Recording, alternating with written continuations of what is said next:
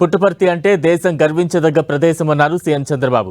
దేశం గర్వించే రక్షణ కేంద్రంగా పుట్టపర్తి తయారవుతుందని తెలిపారు.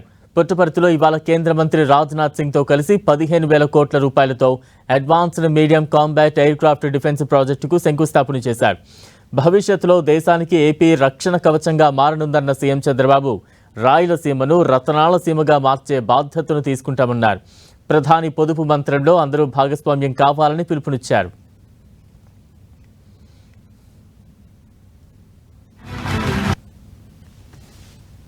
పుట్టపర్తిలో దేశ రక్షణ రంగంలో కీలకమైనటువంటి advanced medium combat air craft fighter jet ఈరోజు ఇక్కడ ఫౌండేషన్ వేసుకోవడం బ్రహ్మాండమైనటువంటి అవకాశంగా భావిస్తున్నా. పుట్టపర్తి అంటే ప్రశాంతతే కాదు, ఇకపై దేశం గర్వించే రక్షణ కేంద్రం కూడా.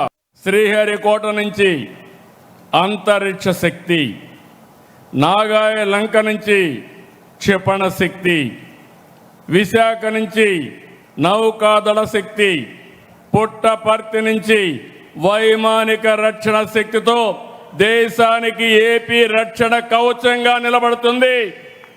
అది మన రాష్ట్రం. గవర్నమెంట్ ఆఫ్ ఇండియా సహకారంతో సీమ దశ మారుతుంది. రెన్యూవబుల్ ఎనర్జీ ఉత్పత్తికి సీమ కేంద్రంగా మారుతుంది. Defence, drone, space, aerospace, automobile, electronics, steel పరిశ్రమలు, అదే మరి సిమెంట్ పరిశ్రమల రాకతో రాయలసీమని రతనాల సీమ చేసే బాధ్యత ఈ ఎన్డీఏ ప్రభుత్వం తీసుకుంటాం.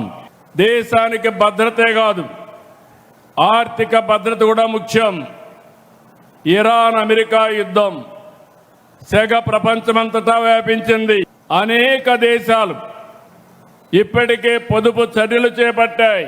నేను ఇక్కడ మిమ్మల్ని అందరినీ కోరుతున్నాను, మనం కూడా బాధ్యతతో ముందుకు పోవాల్సిన అవసరం ఉంది. నా దేశం, నా బాధ్యత.